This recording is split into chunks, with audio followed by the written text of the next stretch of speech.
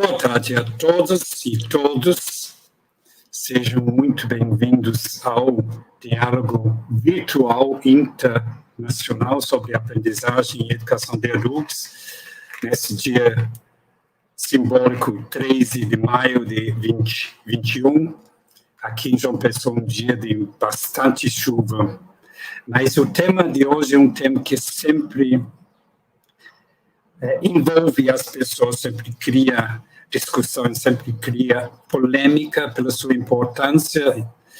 O tema é educação em contextos de privação de liberdade, né? Um debate. Convidamos três convidados muito especiais para participar da discussão inicial, né, para provocar a discussão e depois, como sempre, vamos abrir para as suas perguntas.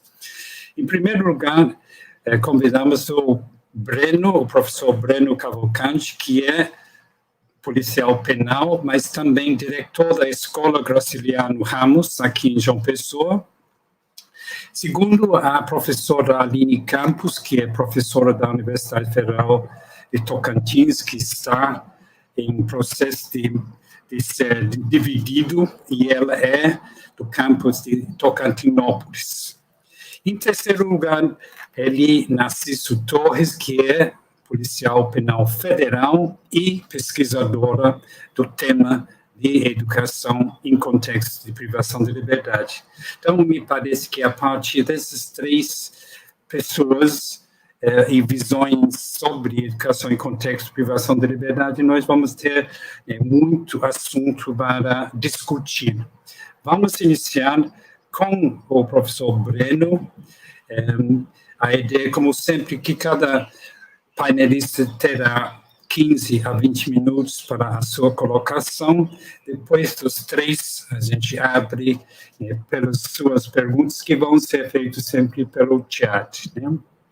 Então, Breno, seja muito bem-vindo. Obrigado por ter aceito o nosso convite. Vamos, então, passar a palavra para você.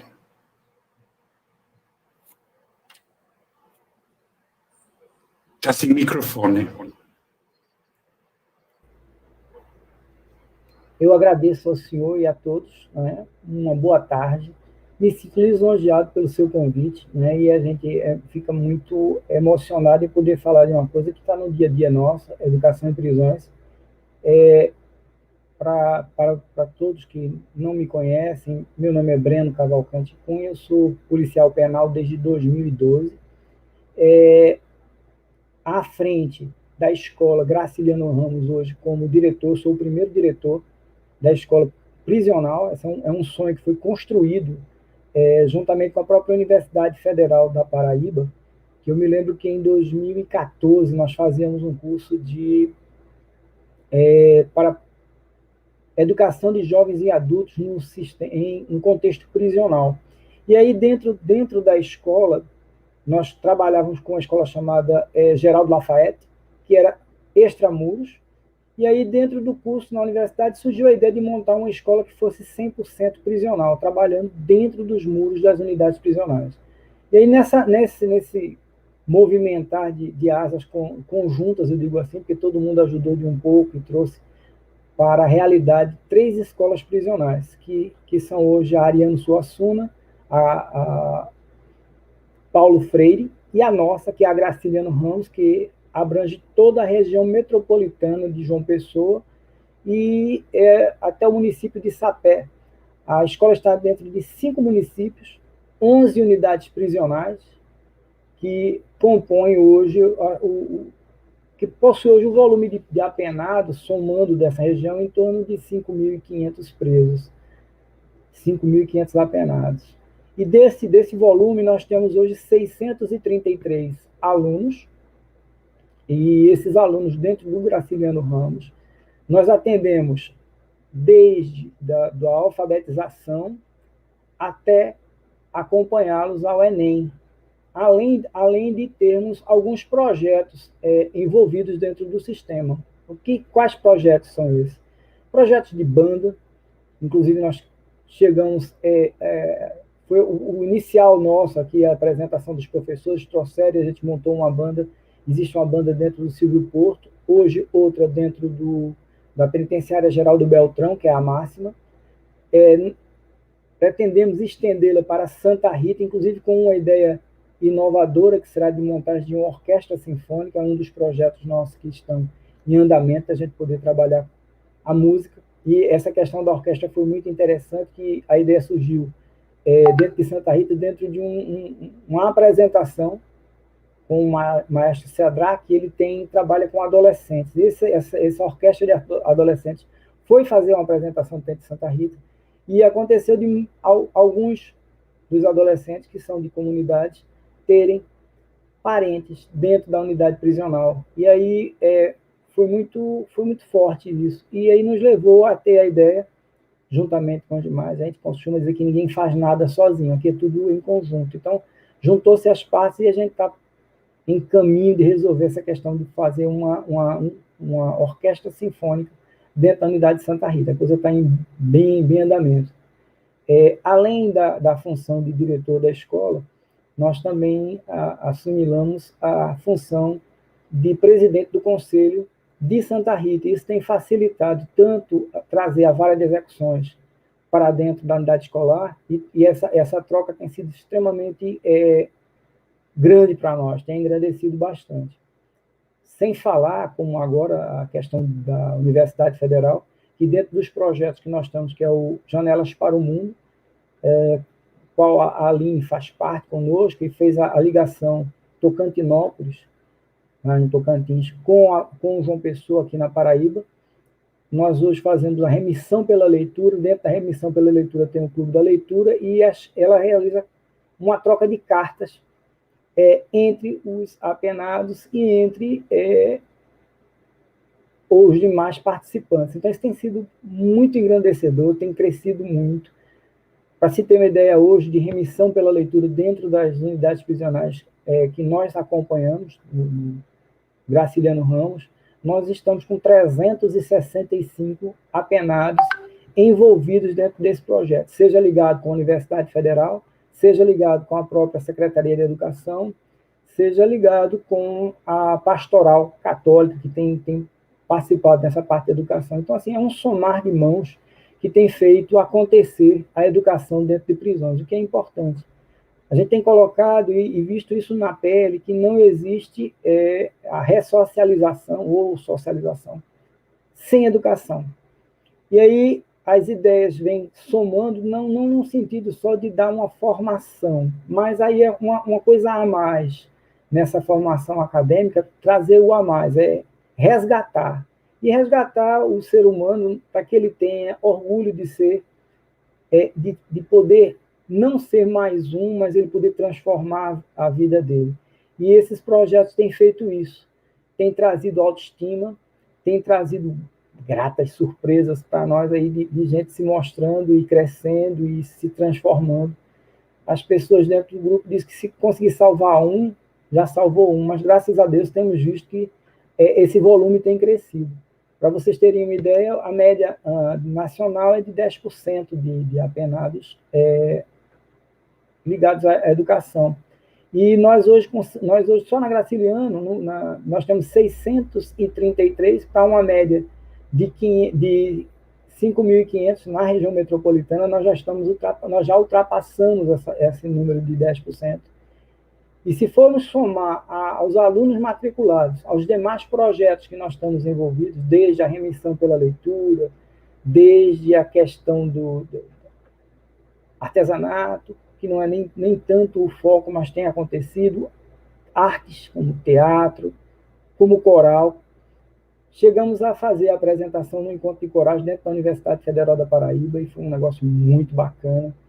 Fomos aplaudidos de pé, isso nos dá um orgulho muito grande, até porque quando o pessoal do coral retornou para dentro da unidade prisional, o que repercutiu nos demais, disse, poxa, nós fomos vistos, nós somos gente, nós somos alguém, não só um preso, um apenado, não, é um ser humano que está ali, é um artista, enquanto colocado na frente de um público e ser aplaudido de pé dentro da universidade. Isso aí foi maravilhoso.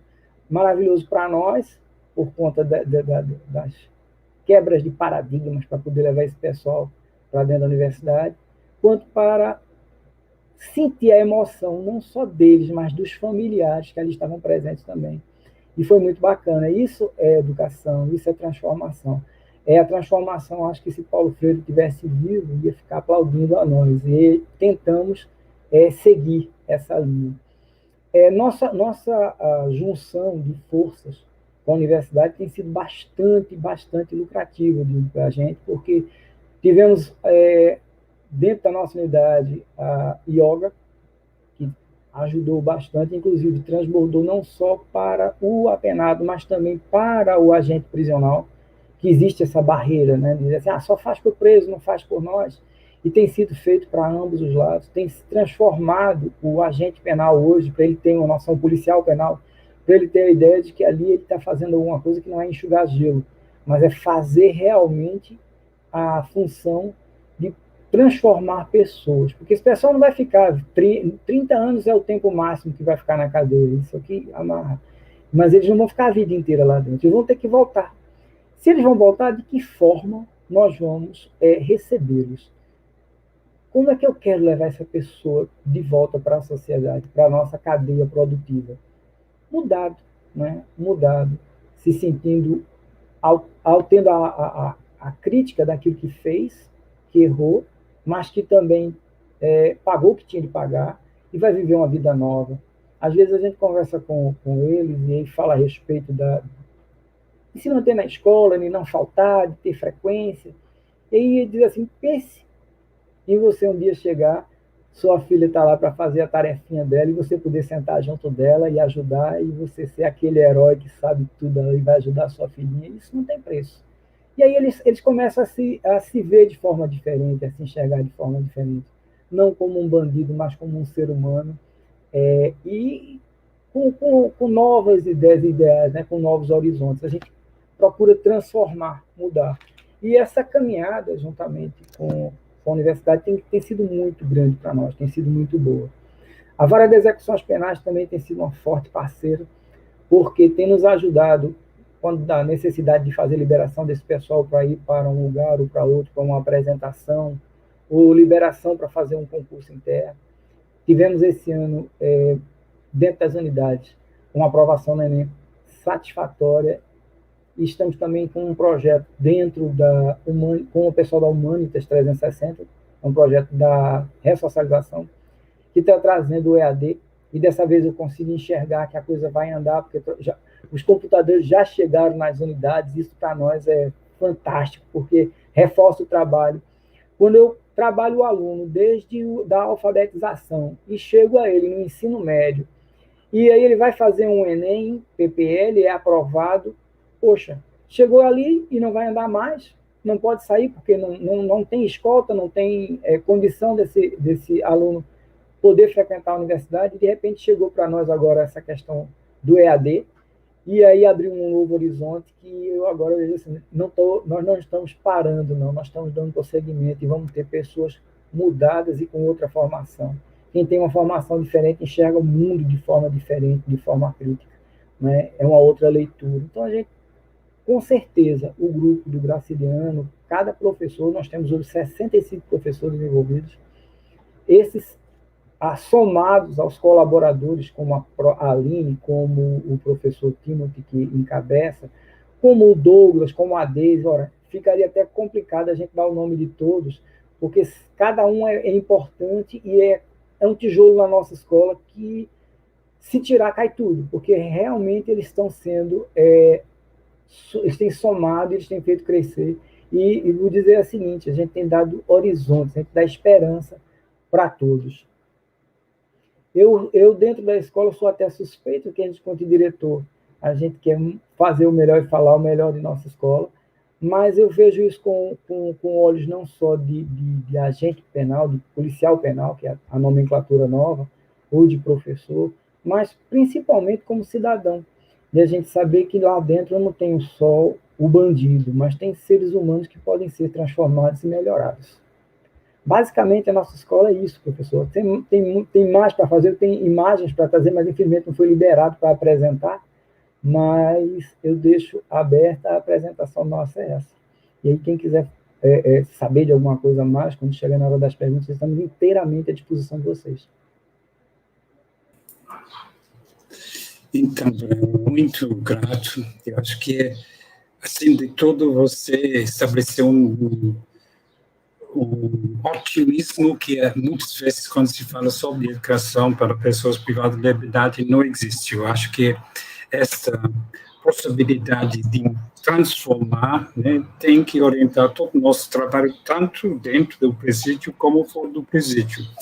E também eu acho que a sua fala é extremamente importante no sentido de, primeiro, entender que a educação em prisões, a educação para pessoas privadas de liberdade, é o que eu chamo de uma expressão de educação de jovens e adultos, que enfrenta todas as dificuldades que a educação de jovens e adultos enfrenta, né, dentro e fora do espaço de privação de liberdade.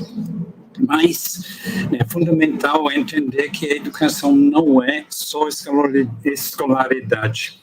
A escolaridade é importante, mas a gente tem que entender que a educação extrapola e muito. Eu acho que os exemplos que você deu, então, da leitura, da música, do teatro, de yoga, etc., são todos exemplos muito concretos de como entender, né, a educação nesse espaço, como desenvolver várias expressões de educação no contexto prisional, né? E a importância, né, dessas parcerias, a parceria tem tanto entre SEAP e a Secretaria de Educação, mas tem também a vaga de execução penal, a universidade, outros, né, o pastoral carcerário e outros, né, parceiros que estão presentes. Então, muito grato pela sua apresentação. Agora, vamos passar, né, o microfone para a Aline, que está em Tocantinópolis.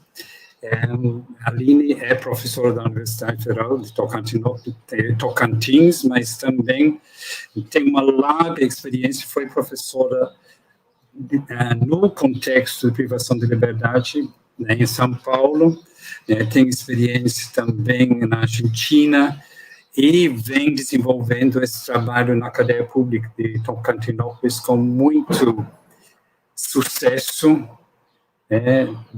Então, passo a palavra para a Aline.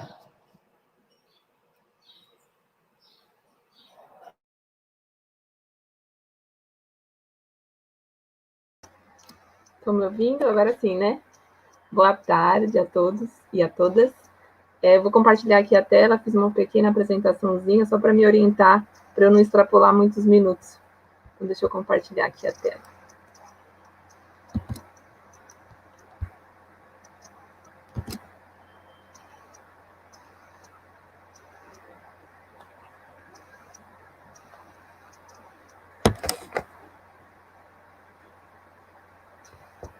Deixa eu ver, Dani, já está ok?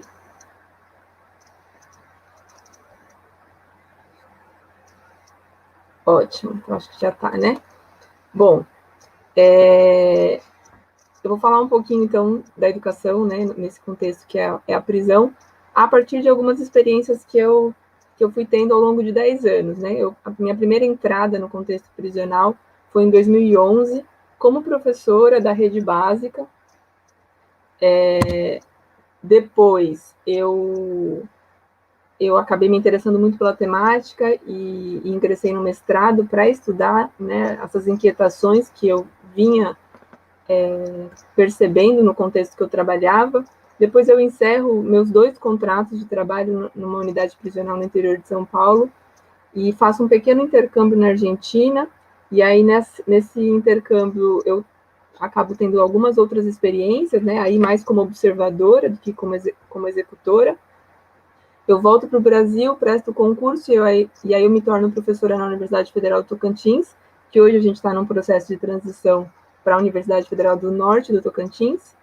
E aí, nessa experiência como professora do ensino superior, é que eu vou me aproximando da extensão universitária, e a partir da extensão universitária, passo a desenvolver, junto com uma série de extensionistas, ações que promovem leitura e escrita dentro da unidade penal de Tocantinópolis. E aí,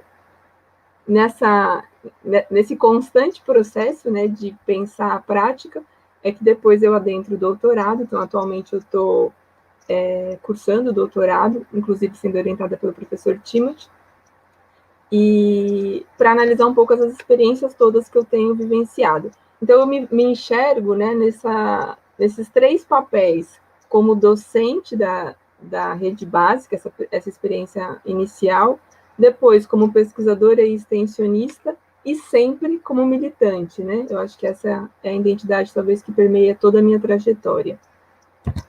Bom, então eu trago algumas primeiras reflexões, e aí eu começo com as minhas primeiras experiências, que então é com a educação escolar, com o teatro e com o mestrado. Eu acho que a primeira coisa que me inquietou quando eu atuava como professora da rede básica era perceber que a gente estava reproduzindo uma educação escolar e não sabia olhar, né, nos faltava ainda avançar para esse contexto específico. Em grande parte porque a nossa formação para a educação de jovens e adultos já é frágil, né? Enfim, a carga horária é pequena, os debates são sempre menores dentro dos campos da licenciatura e da pedagogia. Então, se a gente já vinha, né, com uma formação mais precária para o trabalho de educação de jovens e adultos, quando a gente se via nesse contexto de privação de liberdade, eu percebia que a gente estava reproduzindo uma educação escolar que, diga-se de passagem, a maior parte desse alunado vinha de uma trajetória do dito, entre aspas, fracasso escolar, né? Então já era uma escola que não tinha dado certo para esse público, porque não dialoga com a realidade deles, e a gente estava reproduzindo isso agora na falta de outra coisa, né? Então essa foi a primeira inquietação que começou a me provocar no meu trabalho enquanto professora da rede. Mas, ao mesmo tempo, eu também fui percebendo o quanto que esse espaço ele era um locus muito potente para o desenvolvimento da EJA. Por quê? Várias questões que a gente vê como dificuldades na EJA, como falta de tempo, né, conciliar trabalho com as demandas familiares, tudo isso, de alguma forma, era suprimido dentro da prisão, porque as pessoas lá tinham tempo, o seu tempo de pena. Então, era uma grande possibilidade de usar esse tempo para investir nessa educação que, outrora, por diversos motivos, eles tiveram que abandonar ou não conseguiram dar continuidade. Então, acho que a primeira coisa que eu comecei a perceber é que, sim, a educação escolar é imprescindível dentro da prisão, mas ela não basta. É necessário outros caminhos também, junto com ela, em paralelo, enfim. A prisão é um sistema mais complexo, que não é só a educação escolar que vai dar conta dela. Então, eu começo a me perguntar, mas a gente educa nesses contextos para quê? E a grande palavra que surge quando a gente faz essa questão é a ressocialização, que no começo eu acho que eu tinha alguns incômodos, sobretudo com o prefixo re, né, que remete a uma segunda chance, que eu acho que é uma grande falácia, porque muitas vezes as pessoas que vivem um aprisionamento não tiveram nenhuma primeira chance para a gente falar em segunda, mas também porque eu entendo que a vida é um contínuo, então não há recomeços, a não ser como figura de linguagem, né? Mas seja como for, eu comecei a perceber que o discurso ressocializador, ele também é um pouco perigoso para a educação, porque a gente fragiliza a ideia de direito, colocando o objetivo da educação como uma ressocialização, e não como a oferta em si por si só, porque a educação ela é algo imprescindível para os seres humanos, então ela é um direito por conta disso, e não necessariamente para o que ela pode provocar. Até porque a ressocialização é um processo muito mais complexo, que envolve outras tantas questões, né? Não adianta nada a gente ofertar uma educação de excelente qualidade dentro das prisões, se a gente continuar tendo uma cultura, por exemplo, que não acolhe a população egressa do sistema prisional, né? Essas pessoas que sobrevivem a esse sistema chegam na sociedade e aí não têm oportunidade de emprego, sofrem preconceitos de diversas ordens. Então, de que adiantaria uma educação excelente para o processo de ressocialização se a sociedade depois não acolhe esses sujeitos? Então, acho que o cenário é mais complexo para a gente pensar. Bom, então, no mestrado, com essas inquietações, eu tento, em diálogo com 11 colaboradores, compreender o que seria uma educação significativa dentro das prisões. eu trabalhei com rodas de conversa, né, e fiz alguns encontros com eles, e nessas rodas a gente dialogava sobre uma série de questões no intuito de tentar entender o que seria uma educação significativa para eles. E o que eu percebi é que a educação ganhava mais sentido para eles quanto mais ela se aproximava dos princípios da educação popular. Porém, a educação popular não era o eixo que estruturava a educação dentro da prisão, no caso específico da que eu atuava, né? Ela aparecia pontualmente em algumas atuações de alguns professores, em algumas metodologias, em algumas formas e estratégias de trabalho, mas ela não era o eixo que conduzia as ações. Mas, ao mesmo tempo, todos os princípios da educação popular apareciam nas falas deles como aquilo que tornava essa educação mais significativa. Eu acho que esse foi um primeiro ponto significativo que eu percebi no meu mestrado. Com essa minha inquietação de ver que só a educação no modelo escolar e nesse modelo que estava sendo ofertado não bastava, eu me voluntariei na unidade para fazer uma oficina de experimentação teatral. E foi sobretudo a partir dessa experiência que eu também fui caminhando para entender o quanto que essa educação precisaria se configurar também como uma experiência, no sentido defendido pelo Jorge Larossa, né? Como aquilo que nos avassala, que tira a gente do nosso eixo, que, enfim, ela arrebata, né? Ela é um arrebatamento na nossa vida. Então, como transformar os processos educativos intencionais dentro da unidade como verdadeiras experiências? Então, essas foram outras reflexões que começaram a adentrar a minha cachola. Bom, aí eu acabei indo para a Argentina, né? E aí eu me vi tendo a experiência de observadora, né? De observar essas experiências alheias. A primeira coisa que me fisgou bastante foi que com as pessoas com as quais eu conversei na Argentina, eu via um discurso muito agarrado à educação como direito. E eu tinha naquela época uma ideia de que, por a gente já ter uma série de legislações, que isso de alguma forma já estava garantido. Mas foi na Argentina e no diálogo com essas pessoas, que eu, inclusive com pessoas presas lá, que eu entendi que quando o preso agradece por você ir lá dar aula, é porque ele ainda não entendeu que você está indo lá exercer um direito dele. Ele ainda entende que aquilo é um favor, que aquilo ainda é um benefício. E aí você vai vendo esse discurso do benefício, esse discurso do favor, não só na voz das pessoas que estão presas, mas dos próprios policiais penais, às vezes da gestão, às vezes dos próprios professores. Então, a discussão de educação como direito, ela realmente é uma educação que a gente precisa aprofundar. Eu também vi na Argentina uma sociedade civil muito mais atuante dentro das prisões. Claro que eu não conheço o Brasil inteiro, né? Então não posso falar de todas as experiências no Brasil, mas eu sempre comparando com as minhas próprias experiências, das unidades que eu trabalhava e que eu tive experiência, eu não via tanta presença da sociedade civil como eu vi na Argentina. E aí eles tinham muitos coletivos e oficinas atuando dentro dessas unidades, para além da educação formal das escolas, né? E aí eu acho isso muito importante.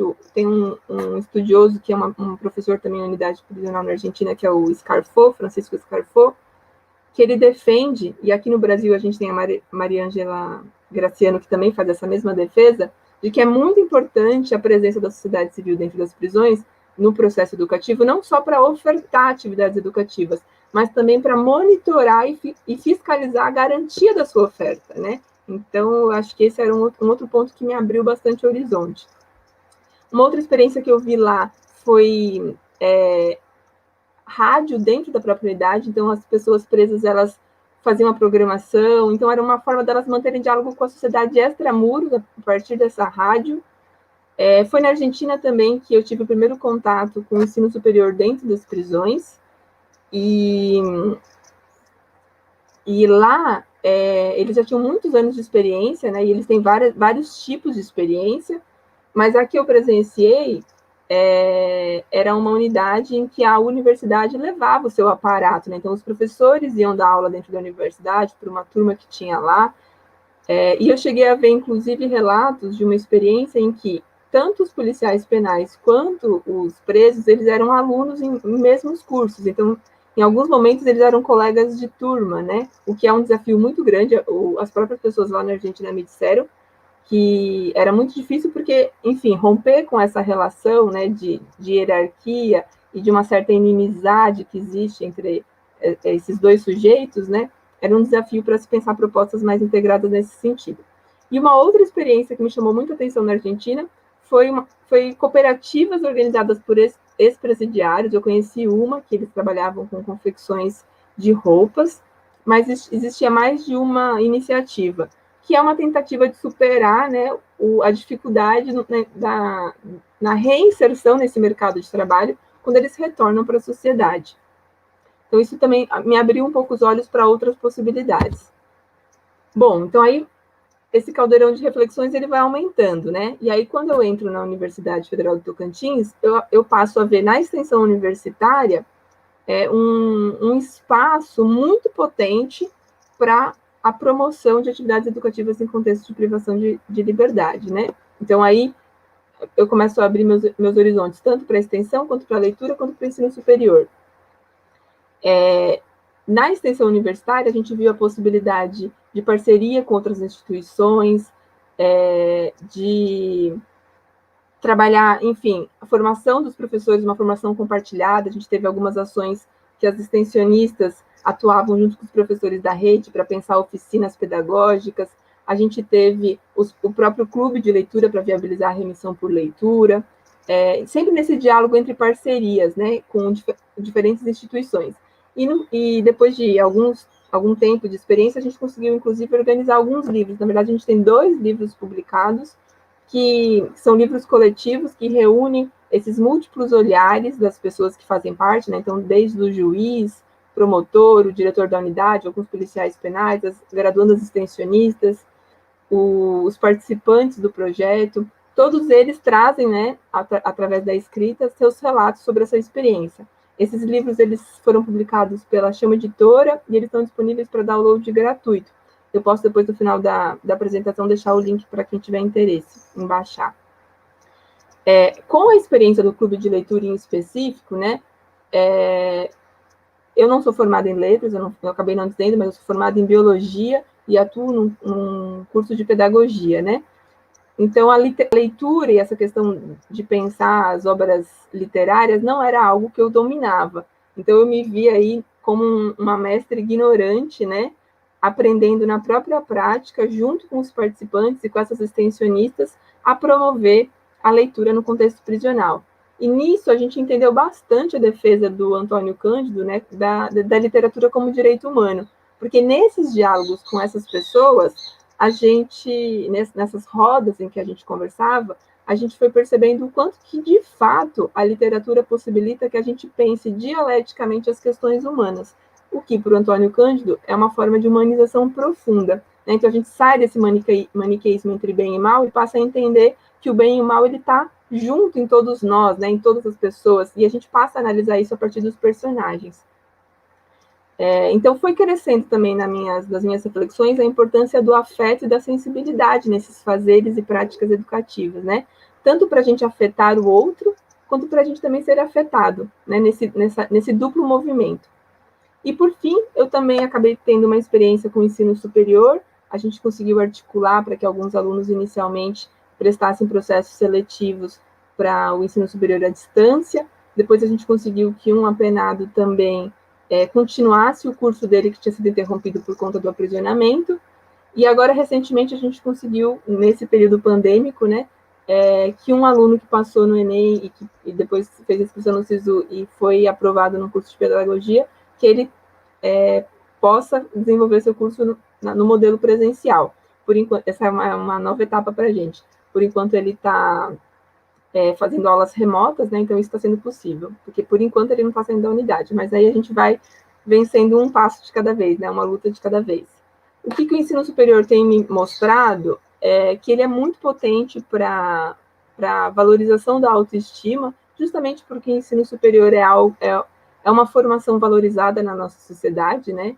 Então, ele acaba gerando uma ponte para esses mundos que eram tidos como impossíveis, mas que se tornam possíveis. Então, a potência do ensino superior é muito grande também, porque eu, particularmente, achava que, pelo fato da população carcerária ser majoritariamente com ensino fundamental e ensino médio incompleto, que seria mais importante a gente pensar primeiro a educação escolar e a conclusão desses ensinos, do que o ensino superior. Hoje eu já penso completamente diferente. Eu acho que todas as ações têm que acontecer simultaneamente, porque elas estão interligadas. Até porque quando você começa a ter o ensino superior, você estimula o aluno, que às vezes está lá no ensino fundamental, ensino médio, a querer concluir para que ele também possa ir para o ensino superior, né? Então, as ações elas estão muito mais integradas. Bom, mas aí existem algumas angústias, sobretudo pelo contexto atual, né, de grandes retrocessos e um contexto pandêmico, mas eu sou uma pessoa bastante otimista e que tento nutrir sempre as utopias. Então, para ir finalizando, né, trago aí algumas últimas reflexões para pensar tanto o contexto pandêmico quanto pós-pandêmico. Eu acho que a primeira questão é que a gente não pode esquecer do valor da presença física no interior das prisões. Então, se agora todo mundo entende que a gente não pode adentrar, e não pode mesmo, longe de mim, dizer que a gente tenha que voltar ao presencial neste momento, mas a gente não pode perder de vista que essa presença dentro das prisões ela é fundamental. Ela é fundamental porque ela é também uma forma de fiscalizar o cumprimento da pena de uma forma mais digna, né? Então, ela é importante porque ela abre para a sociedade conhecer esse espaço. Então, ainda que nesse momento excepcional a gente não possa entrar, eu acho que a gente não pode perder de vista que a gente tem que voltar quando for possível, né? Então, quando e como, a gente ainda não sabe, mas a gente não pode deixar essa questão se tornar menor ou ficar esquecida. No contexto atual pandêmico, a gente tem que pensar em quais são as possibilidades de atuação. E eu acho que existem aí uma série de atuações que têm acontecido, eu tenho conhecimento de algumas. Nós aqui na UFT, juntamente com a UFPB, temos feito uma ação de um projeto integrado com trocas de cartas, porque a gente não pode interromper a comunicação. Uma reflexão importante é que quando a gente fala em pandemia fora das prisões, a gente fala em isolamento social, mas não é exatamente um isolamento social, né? É um isolamento físico, porque o social minimamente a gente mantém. Agora, por exemplo, nós estamos numa interação social, né? Então a gente fala com os nossos amigos, com os nossos familiares, a gente às vezes convive com algumas pessoas dentro da nossa casa, então nós não estamos completamente isolados daquelas pessoas com as quais nós temos um relacionamento afetivo, né? Na prisão eles deixam de ter as visitas, né? Eles deixam de ter a presença desses educadores que também, nada, amenizam um pouco as mazelas do cárcere, e muitas vezes eles acabam ficando com uma comunicação muito limitada. Então a gente precisa, né, enquanto educadores comprometidos com essa educação, né, e por isso que eu volto para a ideia da militância, a gente não pode permitir que essa comunicação seja interrompida. Então, uma das estratégias são as cartas que eu coloquei aqui, porque é a estratégia que a gente tem adotado. Mas existem outras. Eu vi, por exemplo, tem um coletivo que chama Mulheres Possíveis, que eles fizeram um material belíssimo para ser entregue para essas mulheres, com uma série de atividades para ser feita pensando o autoconhecimento. Enfim, longe de mim dar fórmulas, mas eu acho que é importante a gente pensar em estratégias de atuação. Uma outra questão que eu acho que a pandemia traz é para a gente perceber o quanto que a internet e o avanço acentuado das tecnologias tem mudado algumas questões em relação ao aprisionamento, né? Se antes ficar 10 anos preso já era avassalador na vida de uma pessoa, né? Uma pessoa que fica 10 anos preso, quando ela volta para a sociedade, ela já encontra uma sociedade muito mais difícil dela se adaptar, porque ela ficou num contexto muito diferente. Agora, vamos fazer o exercício de imaginar, né? O que é uma pessoa ficar 10 anos sem acesso à internet e depois voltar para essa sociedade? Como que ela volta para essa sociedade que 10 anos não parou em termos de tecnologia? E como que ela se insere, então, nesse novo mercado de trabalho cada vez mais tecnológico, sem ter acompanhado esse mercado? Aí volta na questão da ressocialização, como é um fenômeno muito mais complexo. Então, eu acho que é importante a gente não perder de vista, né, sobretudo nesses contextos de retrocesso, que a gente tem que pensar quais são os caminhos possíveis para a resistência. E eu tendo a acreditar que esses caminhos são coletivos. E aí eu acho que talvez a gente precise olhar com um pouco mais de atenção, por exemplo, para os conselhos da comunidade, e o quanto que a universidade, a própria educação básica, pode atuar junto com esses conselhos, para que a gente traga mais a sociedade civil para garantir esse direito, né, da oferta da educação. Bom, e aí, para finalizar, eu trago uma letra de música que chama Samba da Poesia, ou Samba da Utopia, desculpa, porque eu entendo que a gente não pode perder a utopia. Então, eu vou ler rapidinho. Se diz assim: se o mundo ficar pesado, eu vou pedir emprestado a palavra poesia. Se o mundo emburrecer, eu vou rezar para chover palavra sabedoria. Se o mundo andar para trás, eu vou escrever a palavra rebeldia. Se a gente desanimar, eu vou colher no pomar a palavra teimosia. Se acontecer, afinal, de entrar em nosso quintal a palavra tirania, pegue o tambor e o ganzá, vamos para a rua gritar a palavra utopia. Eu destaquei no samba, né, na letra da música, os verbos que mostram que a gente precisa de ações, né? Eu acho que a utopia, ela está lá, como o Galeano disse, como aquele horizonte que nos impulsiona a sempre caminhar.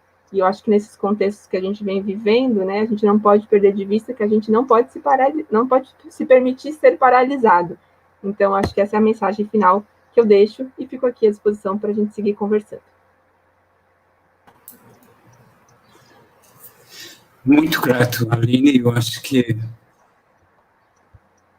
a partir das suas reflexões e as suas experiências, é impossível que as pessoas não tenham muito a perguntar e pensar sobre a sua própria prática. Me fez lembrar, vi uma notícia essa semana sobre só para mostrar que, embora o nosso contexto seja um contexto muito dramático, não é só no Brasil que acontece. Eu vi uma notícia sobre um senhor americano que passou 68 anos na prisão, e ele foi solto com 83 anos, e foi condenado quando tinha 15 anos a uma sentença de vida sem o direito a ser solto. Então, realmente é um contexto dramático. Alguém passa 68 anos da sua vida, né? E além do mais, quase não preciso dizer que este Joe, se chama Joe Ligon, é negro e não sabia ler e escrever. Então, antes de passar para Eli Narciso Torres, eu só queria lembrar, né, que a frequência está fixa no chat e a palavra-chave da frequência é, naturalmente, liberdade.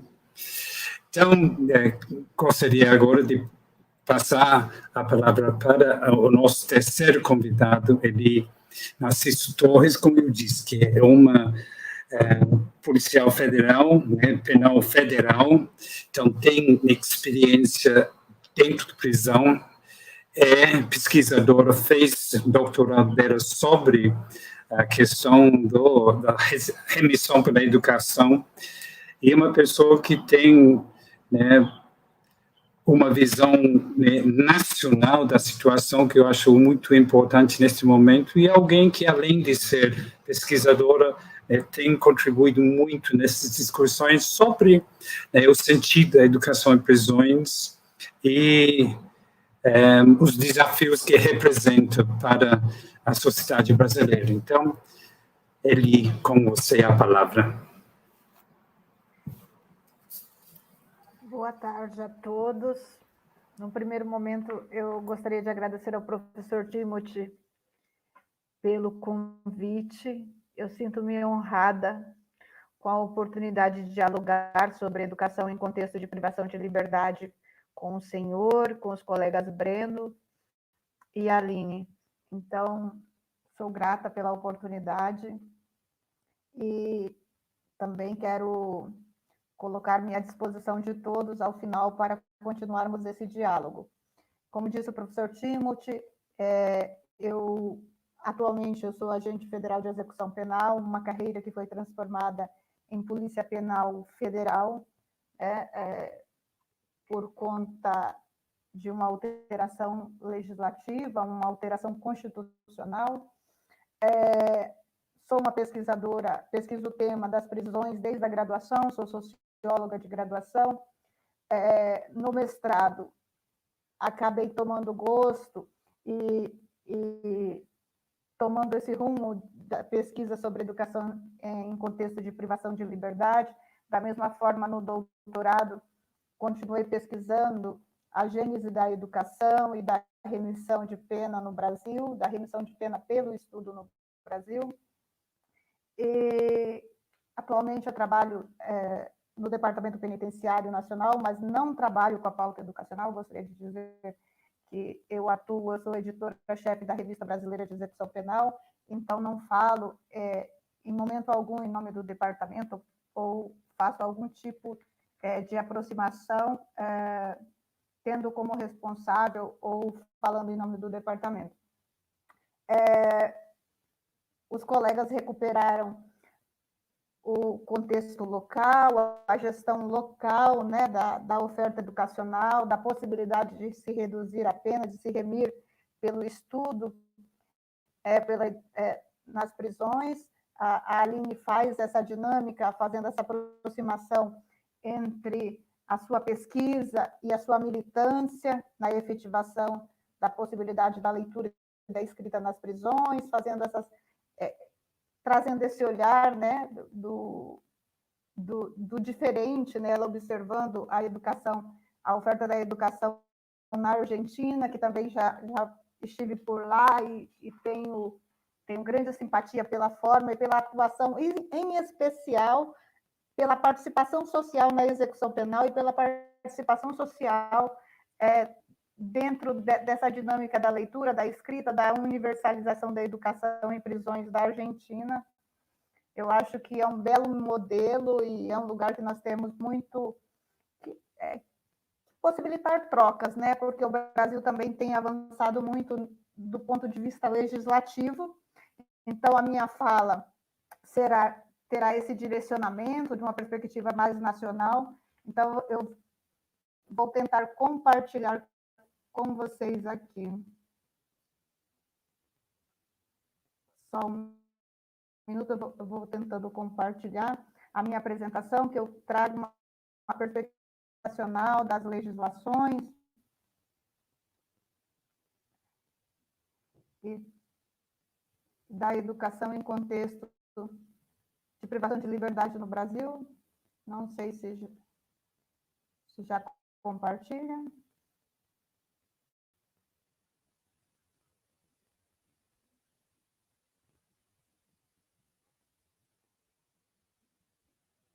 Não?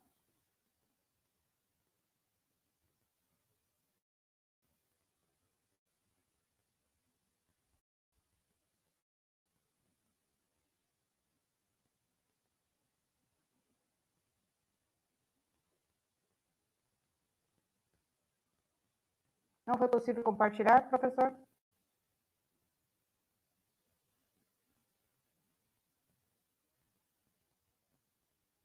Não, você aparece 25 vezes mais ou menos, talvez menor. Pode interromper e tentar novamente?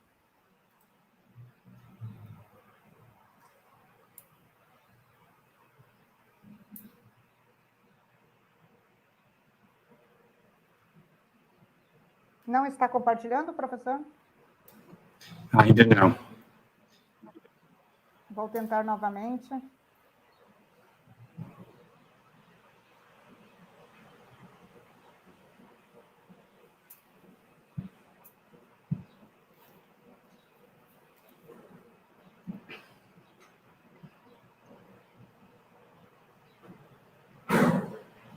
Pronto, agora sim. Perfeito. Perdemos de novo.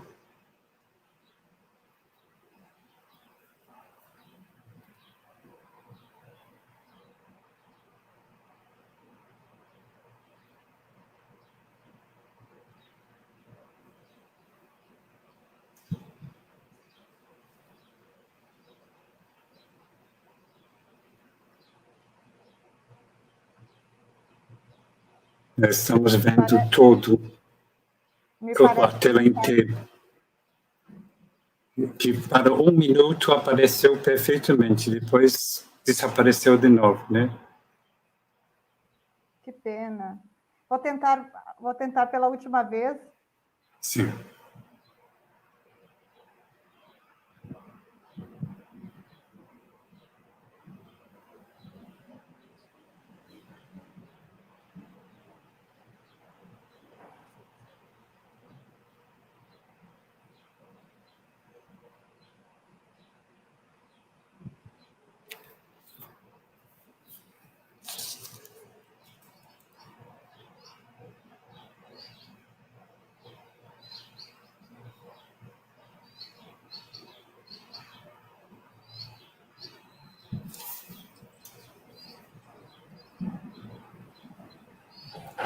Oi, Eli. Clica no seu PowerPoint, tá? Quando você faz o compartilhamento, é só você clicar embaixo no seu PowerPoint. Você está compartilhando a tela, então só clica no seu PowerPoint.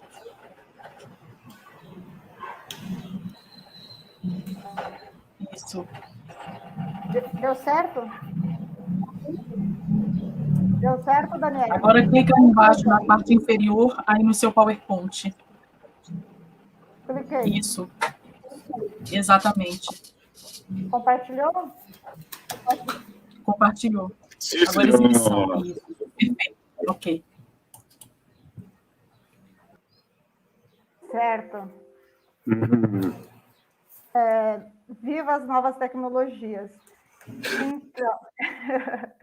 Então a proposta é falar um pouco de forma sucinta sobre o panorama nacional, os avanços e os desafios da universalização do direito à educação para pessoas em privação de liberdade no Brasil. Para isso, eu gostaria de falar, no primeiro momento, do nível de escolaridade dessas pessoas presas, apresentar brevemente as principais legislações, normativos pertinentes à educação em locais de privação de liberdade e demonstrar os indicadores da educação no país a partir de um conteúdo disponibilizado nessa nota técnica, que é essa nota técnica 1420.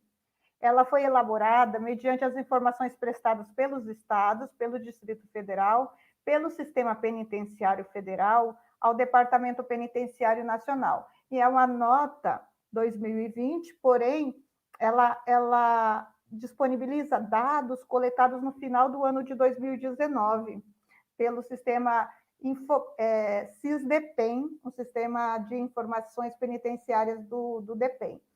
E todas essas informações, elas estão disponíveis, eu acabei me interessando em disponibilizar esses dados aqui, fazer essa troca com vocês, elas estão disponíveis em um artigo que eu irei colocar o link aqui posteriormente.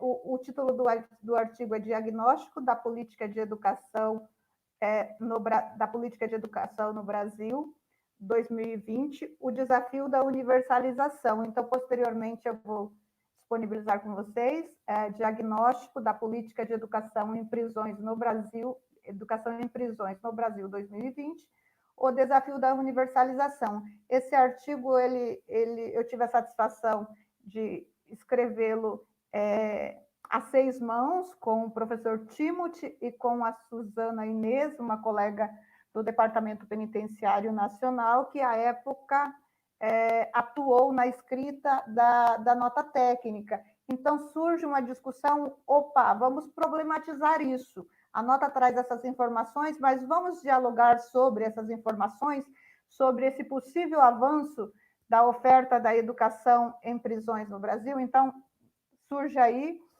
esse diálogo e, então, com base nessa nota, nesse artigo, que se originou a partir de um diálogo com essa nota técnica, farei a minha apresentação. Então, a partir desses dados que estão presentes no artigo e são subsidiados ali dentro do sistema de informações penitenciárias, alguns dados de nível de escolarização da população de pessoas presas. Eu trouxe aqui para essa troca, para essa nossa conversa. Então, das pessoas presas, 53.884, algo em torno de 7%, são pessoas que se declaram ou são declaradas analfabetas, ou foram alfabetizados sem a frequência em cursos regulares. Outros 43%, que significa que a grande massa das pessoas recolhidas em prisões no Brasil, 381.673, possuem ensino fundamental incompleto. Então, é sobre essas pessoas e para essas pessoas que nós trabalhamos e que nós pensamos a educação em contexto de privação de liberdades. Eu trouxe aqui um outro dado, que cerca de 14%, que se representaria 106.159, possuem ensino médio incompleto.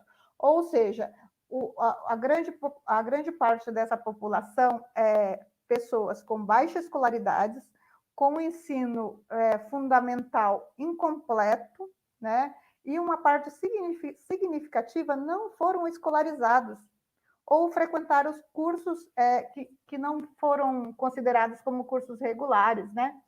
Então, para essa população que também é formada por uma grande maioria de homens afrodescendentes e menores com idade até, menores não, mas com idade até 35 anos. Eu trouxe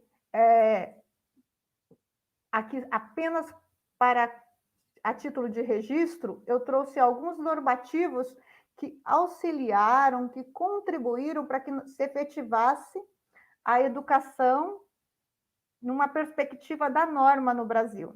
Então, não vou entrar na discussão sobre como que se produziu esses documentos ou esse debate que eu trato na minha tese de doutorado, mas daí nós temos alguns marcos normativos. Dentre os marcos, eu trouxe aqui alguns dos principais. O projeto Educando para a Liberdade, que ele decorre do ano de 2006, no qual o professor Timothy atuou no período. Nós temos um documento bastante importante, que é a resolução número 3 do CNPCP, que à época se especulava, se buscava diretrizes para a oferta de educação nos estabelecimentos penais. Então, essa resolução ela é uma tentativa de fortalecer um documento que viria depois, que traria a mesma redação, que são as diretrizes nacionais para a oferta da educação de jovens e adultos em situação de privação de liberdade em estabelecimentos penais. As diretrizes, esse movimento e esse documento, ele é um marco histórico no processo de institucionalização da oferta educacional para pessoas presas. Posteriormente, eu trouxe aqui o decreto 7.626, que instituiu o plano estratégico no âmbito do sistema prisional, que é um documento do ano de 2011. Posteriormente, daí nós temos a legislação que alterou a lei de execução penal e que dispõe sobre a possibilidade de remissão pelo estudo, não é? Que a legislação foi alterada pela Lei 12.433 de 2011. Com essa alteração, se regulamentou a possibilidade de reduzir a pena pelo estudo nas prisões brasileiras. Por fim, eu trouxe, aqui nesse momento, o parecer das diretrizes, que é um parecer do ano de 2012, do Conselho Nacional de Educação, a resolução 4 de 2016, que estabelece as diretrizes operacionais nacionais para a remissão de pena pelo estudo de pessoas em privação de liberdade em estabelecimentos prisionais brasileiros. Um outro documento que é recente, no qual eu participei no processo de redação, é a nota técnica 1 de 2020. Essa nota técnica, ela estabelece orientações para, pensando padronizações da remissão de pena pela leitura. É uma nota publicada, facilmente fácil o acesso na internet e está disponível no volume Educação e Trabalho, na perspectiva da execução penal, da Revista Brasileira de Execução Penal. Temos agora, por fim, que saiu agora, é um documento do dia 10 de maio de 2011, a resolução 391 do CNJ. Essa resolução, ela estabelece procedimentos e diretrizes a serem observados pelo Poder Judiciário para reconhecimento do direito à remissão de pena pelo estudo em estabelecimentos prisionais. Então, nós temos, do ponto de vista normativo, legislativo, nós temos um processo instituído no Brasil, que, em tese, se garante a oferta da educação. Mas em que medida essa educação vem acontecendo? Agora, no segundo momento, eu apresento para vocês alguns dados que estão presentes na nota técnica, né, para a gente pensar como vem se efetivando essa oferta de educação em prisões no Brasil, quais os avanços e os desafios relacionados ao envolvimento de pessoas presas, e essas pessoas envolvidas em ações educacionais, né? E tudo isso a partir de uma leitura e um diálogo com essa nota técnica publicada no ano de 2020 pelo Departamento Penitenciário Nacional. O que diz essa nota técnica, né? A nota ela surge numa perspectiva, olha como que a educação tem avançado, olha como os números são positivos, então ela traz uma evolução de 276% no número de pessoas envolvidas em atividade de educação entre os anos de 2012 e o ano de 2019. Com uma elevação em números absolutos, ela apresenta que 47.353 pessoas estavam matriculadas no ano de 2012 e 123.652 pessoas no ano de 2019, né? Então, a nota ela tem essa perspectiva de mostrar que a educação tem avançado em contexto de privação de liberdade no Brasil e também esse aqui é um gráfico que eu trouxe para vocês, que ele está presente no nosso artigo e também nessa nota técnica do DEPEN. Então, esse gráfico ele demonstra essa evolução em números, apresentando esse percentual de 276%. Então, nota-se que essa nota técnica, ela busca demonstrar, como eu já disse, que houve progressos advindos da oficialização de normativos, também ela traz essa retomada, né, de como acontece um relacionamento interministerial no âmbito da educação em prisões e como tudo isso contribuiu para um processo de institucionalização na esfera do governo federal e assim sucessivamente nos estados, né? Que existe uma simbiose entre União e estados e que a educação tem se favorecido disso para um avanço na oferta dentro das prisões do Brasil. Esse dado que eu já mostrei para vocês, sobre os 276%, né, no número de pessoas que participaram nesse período, que participaram, que cresceu, né, no período, e 65% das 1.435 unidades prisionais, segundo o dado, das unidades prisionais possuem sala de aula, com uma capacidade de 49.132 pessoas por turno, considerando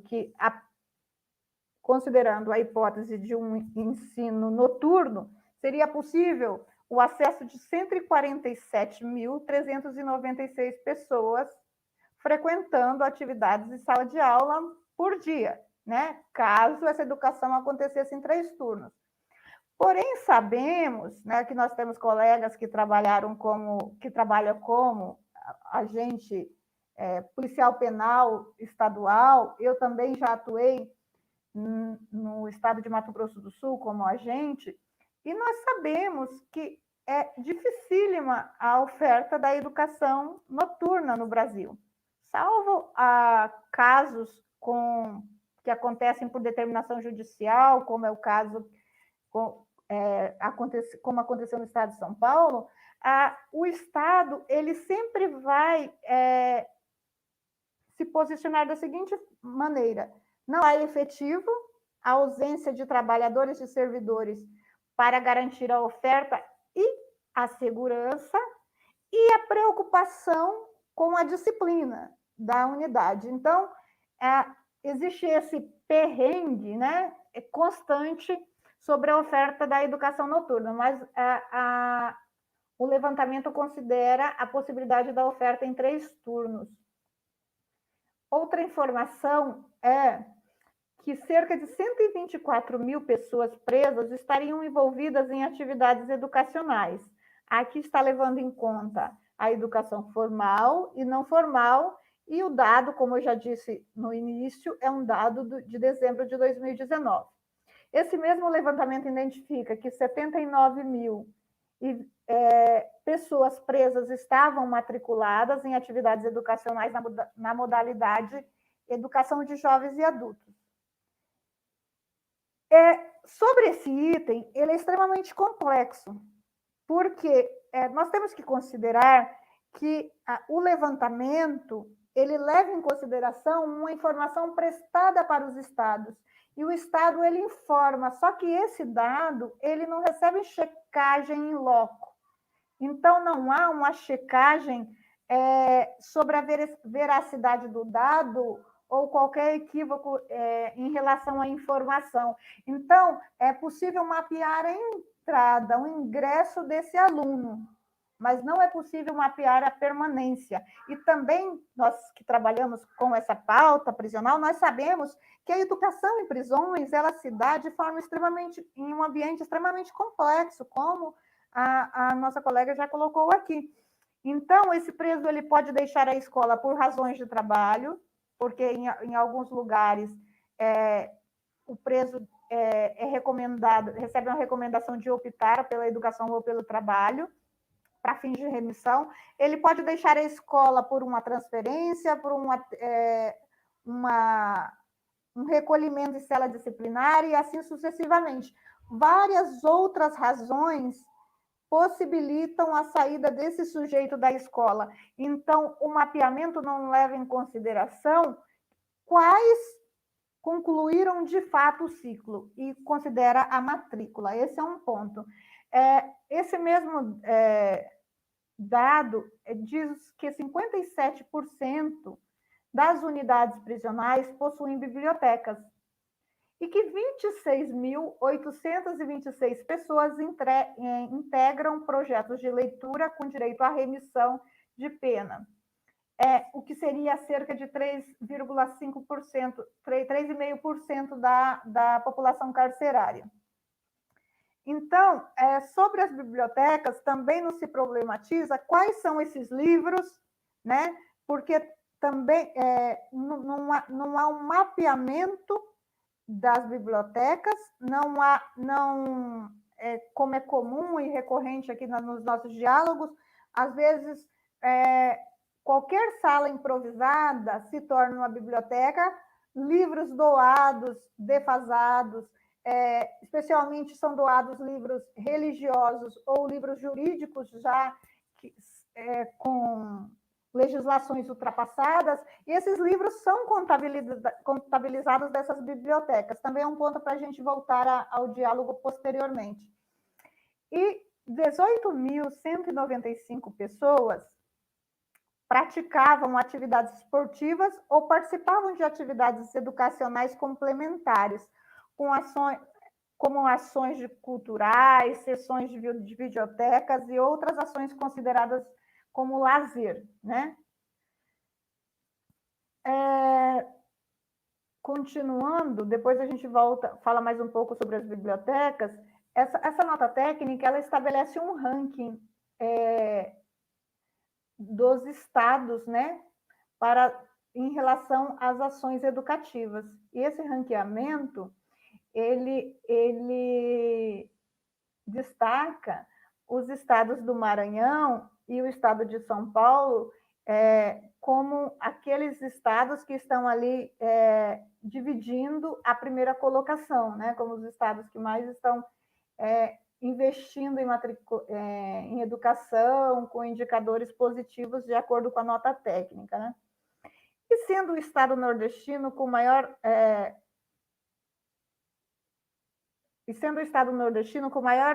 índice percentual e o estado sudestino com maior número de pessoas presas em atividades. Quanto aos piores, encontra-se os estados do Acre e do Amapá. Eu acho que, posteriormente, a gente pode dialogar sobre isso, que também o levantamento, apesar que é interessante, o mapeamento, o ranqueamento, ele não leva em consideração as dificuldades, né? E os níveis de acesso e as dificuldades regionais. Por fim, eu faço aqui uma síntese, eu não sei se avancei muito no tempo, que esses dados eles permitem entender a distribuição desses tipos de atividades educacionais em percentuais, e isso é um aspecto positivo, né? Nós precisamos de informações, porque indicadores servem para mapear, para formar diagnósticos e para o aperfeiçoamento de uma política pública. Então, nesse sentido, esses dados são positivos. E considerando que os indicadores demonstram que 10,56% das pessoas presas estão matriculadas no ensino formal, né? Educação básica, são levados em consideração aqui a educação básica, o ensino superior e a qualificação profissional. Então, aqui nós temos esse número de 10,56%, outros 3,5% eu estou recuperando aqui, são as pessoas que participam da possibilidade de remissão pela leitura nas prisões, né? Não necessariamente oficinas, em cada estado acontece de uma forma essa atividade, e daí por aí nós temos a nota técnica sobre remissão do DPEM e a resolução do CNJ, que buscam aí orientar essa atividade dentro das prisões na sua forma de efetivação. Outros 2,45% praticam atividades esportivas, né, ou de lazeres, atividades complementares. Então, temos essas informações. Então, dessa forma, existem, em média, 16% de pessoas presas sendo atendidas com a garantia do direito à educação. Isso levando em conta a educação formal, a educação não formal, né, as atividades complementares. Com isso, a gente pode fazer um movimento contrário, que esses percentuais eles indicam que o acesso está sendo negado a mais de 83% da população carcerária. Então, do ponto de vista normativo, legislativo, nós avançamos bastante. Então, nós temos todas essas previsões, ou boa parte, vamos pensar a grosso modo, boa parte das previsões sobre a educação em prisões, do que gostaríamos, previsto em legislação, porque isso faz parte de um processo de lutas, né? É uma luta dos últimos 20 anos pelos processos de institucionalização da educação em prisões. Então, avançamos da perspectiva do normativo, mas o acesso continua sendo negado, e esse é o nosso ponto para discussão, considerando que, do ponto de vista da informação oficial, 83% da população carcerária não acessa a educação. Vou interromper aqui a minha apresentação. Como eu disse... Alô? Como eu disse, essa discussão ela está prevista no artigo intitulado Diagnóstico da Política de Educação em Prisões no Brasil, 2020, o desafio da universalização. Eu coloco-me à disposição para o diálogo no período posterior e agradeço novamente pela oportunidade.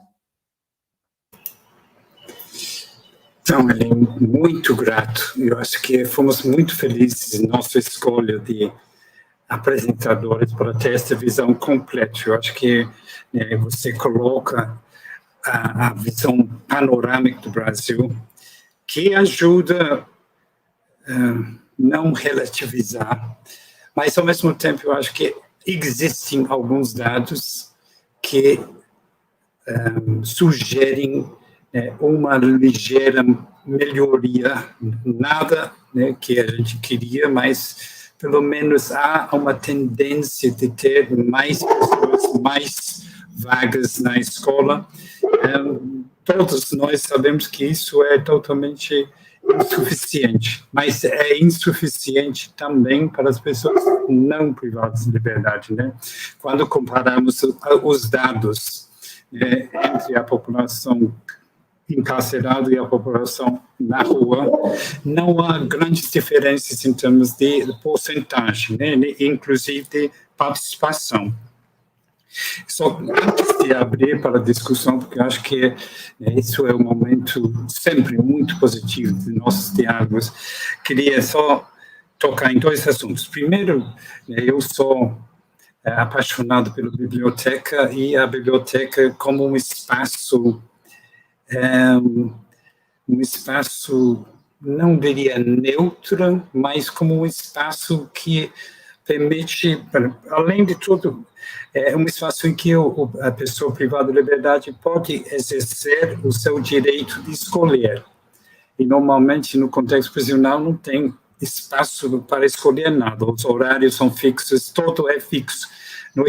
Na biblioteca, pelo menos, em princípio, a pessoa privada de liberdade tem o direito de escolher o livro que quer, né?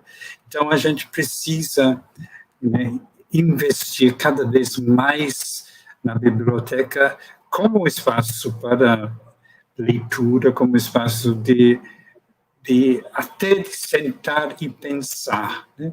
E como o nosso colega belga, o Martin Maes, sempre coloca, né, como um espaço potencial para as visitas da família, ou as pessoas presas receberem a sua família, receber as crianças, num espaço que não seja tão árido e tão sem possibilidade de acolher como o resto do próprio presídio. Então, eu acho que essa questão da biblioteca, o espaço da biblioteca e a sua função dentro da educação é fundamental. E vale a pena todo mundo ler essa nova resolução sobre remissão pela leitura, remissão pelo esporte, remissão para as outras atividades, porque também acho que representa um avanço, inclusive em termos conceituais, como se pensa a educação e como se pensa a própria função da prisão dentro da sociedade. Então, agradeço enormemente a Eli, ao professor Aline e o Breno, e vamos abrir, inclusive, a possibilidade dos painelistas colocar perguntas entre si, que eu acho que Breno vem colocando várias questões no chat, então, até aparecer uma pergunta, talvez, vocês podem dialogar entre si. É que a gente vê, professor, que um pedacinho de cada uma sai complementando a realidade nossa de dentro do presídio. Quem está dentro do muro todo dia, lidando com o agente, lidando com o apenado, com o aluno, no caso, e quando vê as falas da Eli e da Aline, que elas têm vivência, elas têm pertinência no que falam, isso nos deixa feliz, mas aí também nos deixa de cabelo em pé quando a gente vê alguns direitos que são direitos que não são respeitados, até porque o que está faltando, talvez, no meu ponto de vista, é que trabalhar não só o apenado, mas o policial penal também. Porque muitas vezes você entra dentro da unidade e a ideia que se tem é que o professor chega para arranjar mais trabalho para a equipe. E não é verdade. O aluno que está envolvido na educação, ele não dá problema de qualquer outra confusão lá dentro, ele não quebra a disciplina, pelo contrário, ele se mantém na disciplina, Quanto mais gente envolvida na educação a gente tem visto, e os diretores das unidades hoje conseguem enxergar bem isso, que se mantém melhor as unidades prisionais quando você tem as atividades acontecendo lá dentro. Uma prova disso, aí eu posso trazer aqui para dentro da Paraíba, não se escuta de falar em rebelião dentro das unidades prisionais há um bom tempo.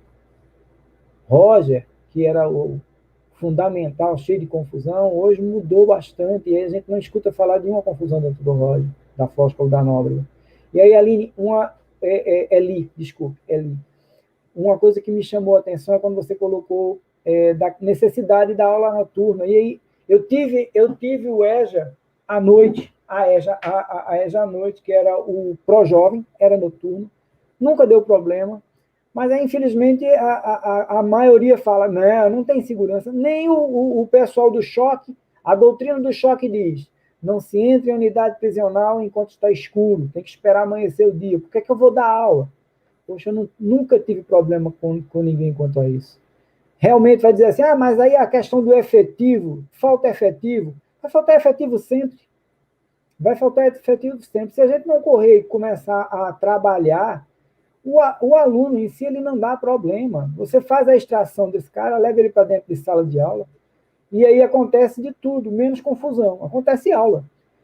Desde 2012, quando eu entrei para o sistema prisional, eu venho acompanhando, a princípio não estava com a escola, entrei para fazer manutenção, eu fui para o grupo da manutenção da escola, construímos sala de aula, passamos a participar das aulas, não vi até hoje um professor ser agredido ou acontecer alguma coisa de mais séria com ele, pelo contrário, eu vi aluno defendendo o professor, já vi casos de querer fazer qualquer tipo de movimento da unidade prisional, e a primeira pessoa a ser informada é o professor, diz, professor, é melhor o senhor não ficar por aqui.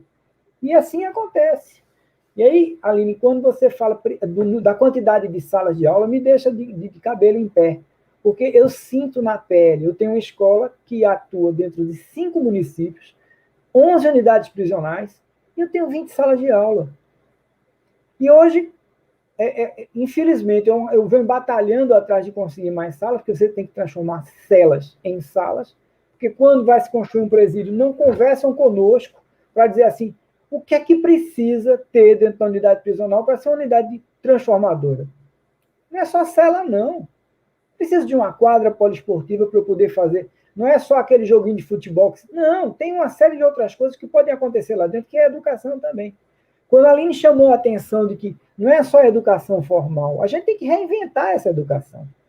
O apenado chega dentro da unidade prisional porque ele não enxerga a necessidade de que ele precisa se transformar, se modificar, que a educação é importante, porque ele vem de um universo que isso não é importante. E aí faz a questão, como é que eu vou poder fazer mudar a cabeça desse cara, se quem está tomando conta dele já diz, tu vai sair, mas tu vai voltar, porque não tem jeito para tu não. E isso é complicado, a gente tem que mexer com muita coisa. E aí, eu achei muito pertinente a sua colocação, Aline, eu não preciso nem falar, porque eu sou seu fã, você sabe disso. E aí fica justamente as necessidades que nós vemos dentro da unidade prisional, que é o dia a dia, Eli, é o dia a dia. Você deve ir a nível macro. Eu sinto lá na ponta, porque é o meu dia a dia, dentro de sala, procurar, às vezes, ter aula e não ter, porque vai ter uma varredura no pavilhão tal. Não, mas o efetivo não dá para o professor descer agora. Aí você marca a aula às 7h30, e o cara só entra para o pátio para poder dar aula às 9h. E eu tenho uma carga horária para cumprir. Como é que se dá aula dentro de unidade prisional, cumprir uma carga horária, se você tem 3 dias na semana? É complicado. Então, já temos, né, vários, nos comentários, tem muitos comentários, né, sobre o que foi colocado, mais comentários que perguntas, mas uma das questões que foi colocada sobre a Proeja prisional, né, foi uma experiência que eu participei, né, o Proeja foi introduzido em várias prisões, né, houve uma fase experimental no Rio, em outros, né, lugares, e como uma proposta alternativa, como que tem um número muito grande de jovens, né, Proeja pegava de 18 a 29 anos, a possibilidade de concluir o ensino fundamental 1 ano e meio, né, E, né, a população carcerária com muitas pessoas, eu sei que aqui em João Pessoa, né, assim, teve experiências nos presídios femininos e masculinos, né, mas parece que, como muito nesse governo, não há mais recursos para o jovem, existe nome, mas não existe em termos de orçamento. Então, eu não sei a opinião de vocês sobre esta experiência com o ProJovem e o potencial de ProJovem para como um currículo, como um modelo um pouco diferente da educação de jovens e adultos tradicional, né? O ProJovem urbano prisional não seria um currículo, algo pensado para esse segmento do ensino? Alguém gostaria de comentar?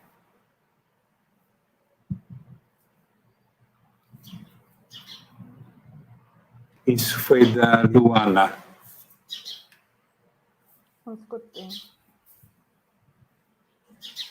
Cortou, professor, não compreendi. A pergunta está aqui embaixo, né? O ProJovem urbano prisional não seria um currículo, algo pensado para esse segmento do ensino?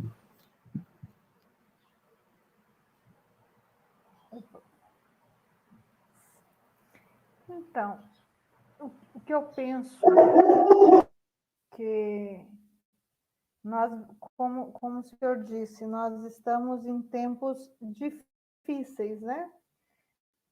Tempos que, se executarmos a educação de jovens e adultos na forma prevista, no atual contexto, e, claro, trazendo uma discussão permanente sobre cidadania, né?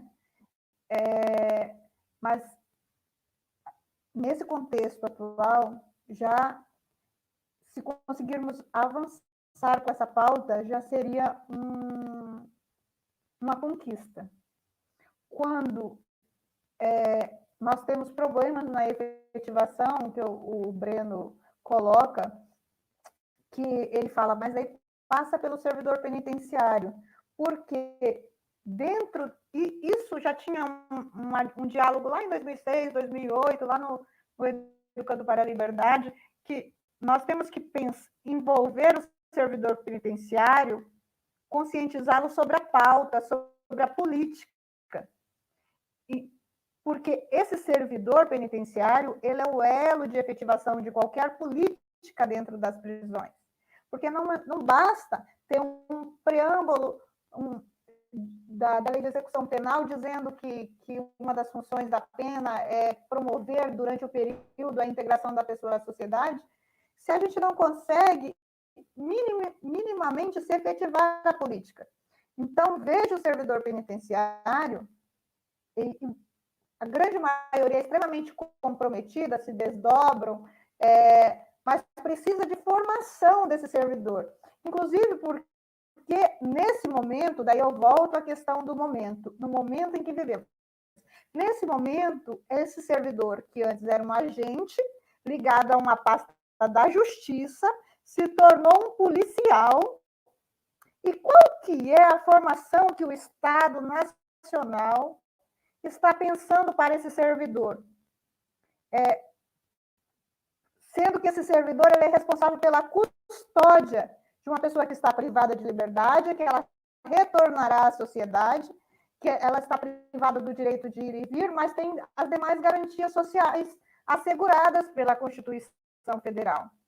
Então, eu vejo com preocupação nesse sentido, que devemos, não desconsiderando outra possibilidade, mas devemos ter foco na oferta, na expansão da oferta e, claro, sempre pensando na qualidade, na questão das bibliotecas, né, de se produzir um acervo de qualidade para essa população de pessoas presas.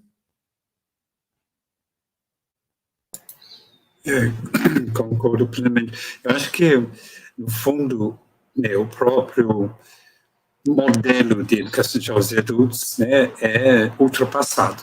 Já, eu acho que é um reconhecimento geral que a questão da... Existe, né, uma queda enorme nos últimos anos na matrícula de educação de jovens e adultos, né, fora da situação de privação de contexto de privação de liberdade. E isso se deve a muitos fatores, mas um dos fatores é fatores internos, a questão do próprio currículo, o próprio formato que se oferece não atrai mais. As pessoas não conseguem ver qual é o sentido de frequentar uma sala de aula que oferece informações, discussões que tem pouco a ver com a vida da pessoa, né?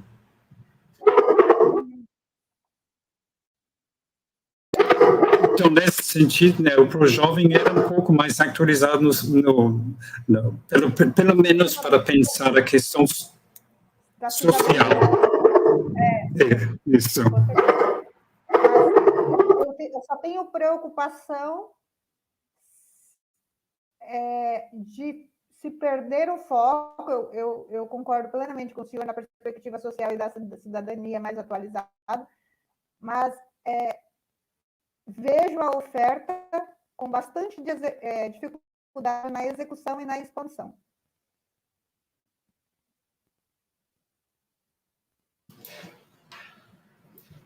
Breno, você estava comentando isso no chat. Seria bom externar um pouco mais as dificuldades que você enfrenta como diretor de uma escola dentro do contexto profissional. Eu tenho notado que quando o pessoal do concurso, não quero desmerecer quem esteve antes, porque é uma construção, né? Até porque nós tivemos uma modificação de agente penitenciário para policial penal, mas que ainda é uma coisa para nós estudarmos melhor qual a nossa verdadeira função. Eu preciso de um GPOI, que é um grupo de operações especiais para entrar e resolver alguma situação. Precisa sim. Preciso de uma força tática para fazer as transferências. Preciso. Mas eu preciso também de ter uma pessoa dentro de cada unidade prisional que tenha uma visão de educação, que seja facilitador para a escola, que possa nos ajudar a incrementar políticas de educação lá dentro. Porque é justamente o somatório dessas forças que faz a diferença. Eu mantenho dentro da unidade prisional a disciplina, mas eu também mantenho dentro da unidade prisional a esperança. Porque aí eu tenho, sim, quem tem esperança em alguma coisa, ele pensa duas vezes em fazer o errado. Se ele tem uma expectativa, se ele tem um horizonte, ele pensa duas vezes antes de fazer uma rebelião ou qualquer outra coisa que venha prejudicar essa visão de futuro. Agora, quem não tem visão de nada, não tem nada a perder. Então, cabe a nós saber o que é que o agente, ou melhor, o policial penal, enquanto policial penal, qual é a função dele lá dentro? Qual a minha função enquanto transformador lá dentro? Isso é o que inquieta. É meio freiriano até, eu diria, porque é se transformar, você ser inquieto com tudo e querer trabalhar as coisas. E essa visão eu vejo que vem crescendo dentro das unidades. Os diretores que estão assumindo agora, eles têm uma visão diferente daqueles que estavam antes. Mas também a gente tem que lembrar que eram tempos diferentes, com outras demandas. Mas a coisa vem modificando-se. Eu não sei, Eli, você que tem uma visão talvez macro disso aí, talvez possa até falar um pouco melhor, porque eu senti muito nisso na sua fala, quando você estava fazendo a sua explanação. Você viu números bacanas. Mas aí eu vejo que também nós temos crescido. Por incrível que pareça, quando a gente melhorou o nível, traz um nível... Eu escutei uma vez uma coisa engraçada, disseram assim, você tem de tudo aqui dentro. Você tem engenheiro, você tem médico, você tem professor, você tem tudo, só não tem agente penitenciário aqui dentro. Mas eu acho que isso é grande, porque a instituição, seja ela federal, estadual, ela tem espaço para todos e precisa de cada um desses para que ela aconteça. Nós somos o somatório. E é esse somatório que vai fazer a diferença. Eu não sei se você podia falar alguma coisa ali. Eu estou me enterrando, formando seu fã também, viu? Olha só. Quando um presídio ele tem oferta de educação e tem oferta de trabalho, esse presídio tem mais disciplina, porque esse preso, já estou aqui revisitando o que você falou, mas é o que eu penso também, ele tem o que perder, porque o ser humano não é só a pessoa privada de liberdade, a pessoa humana, não sendo redundante, ela vive de expectativa. Se eu não tenho expectativa, eu posso me rebelar, né? Então, a possibilidade da remissão, por exemplo, ou da educação, né? da frequência educacional, para a finalidade de remissão de pena, no primeiro momento ela aproxima o sujeito, porque eu quero remir, é uma forma de sair fora desse lugar, né? Desse lugar tão triste, deprimente que é a prisão para qualquer pessoa presa. Porque quando nós trabalhamos na prisão, você trabalha 3 anos e você faz aquela conta. Eu já puxei 1 ano de cadeia. Né? É desse jeito, o trabalhador ele faz essa conta. Da mesma forma que o preso, que é aquela coisa assim, bem Foucaultiana, né? Mas você começa a carregar as marcas da prisão, a oralidade da prisão, a fazer as contas que são feitas na prisão. Então, um grande desafio do servidor penitenciário é em que medida ele vai influenciar, em que medida ele vai ser influenciado, né? Mas um presídio que tem oferta educacional, ele tem mais disciplina, porque o preso tem o que perder, né? Então, nós temos que formar nossos servidores, o Estado tem que formar esses servidores com conscientização da função educacional e da função também que essa educação tem para a manutenção, inclusive, das condições de trabalho desse trabalhador, né? Acho que a gente tem que atacar em diferentes frentes, mas não podemos perder de vista que o servidor é o elo para a efetivação de qualquer política. Né? Então, por isso, ele precisa ser formado de forma continuada, inclusive para valorizar as políticas e as assistências oferecidas dentro das prisões. Então, há mais uma pergunta aqui de João Paulo Rosati, que disse: como vocês acham que as reformas da nova BNCC poderão impactar a educação dos reeducandos? A EJA, em vários estados, já está bastante impactada, e a partir do ano que vem será ainda mais. Alguém gostaria de comentar?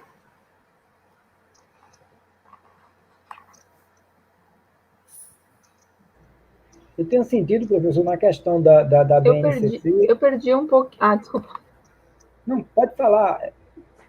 Tá ruim. Aline.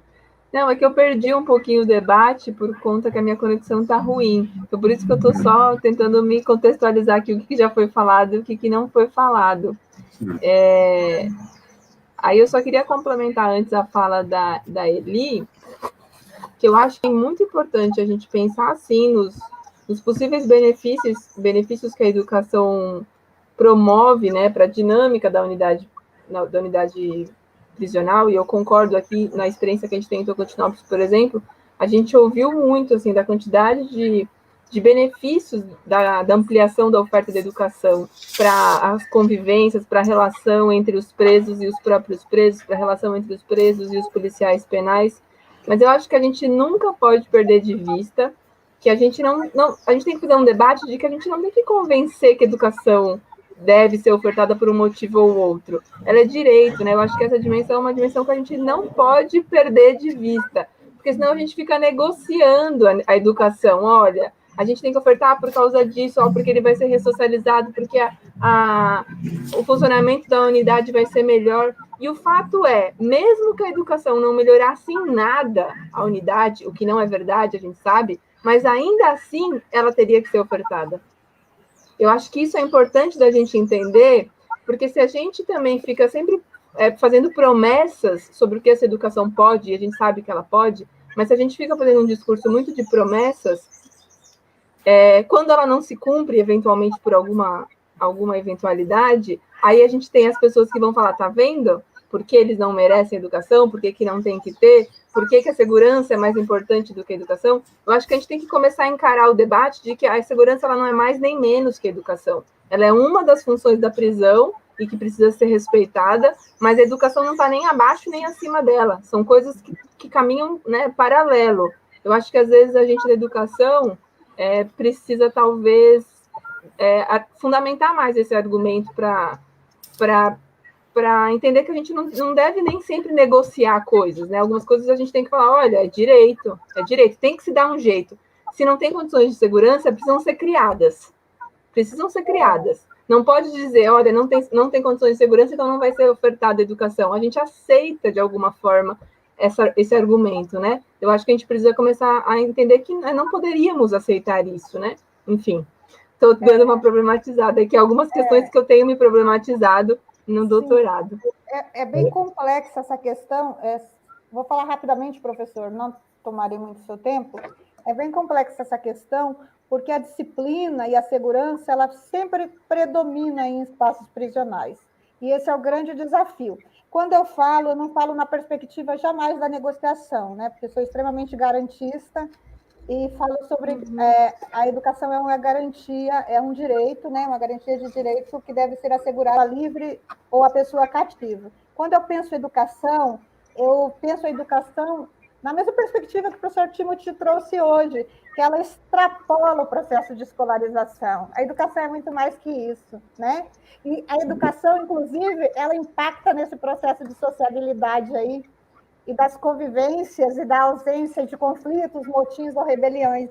Porque quando a pessoa tem outras possibilidades, quando ela tem acesso à leitura, à roda de conversa, quando ela tem acesso ao professor que vem de fora, esse agente externo, essa participação social na execução penal, seja por qual órgão ou instituição que seja,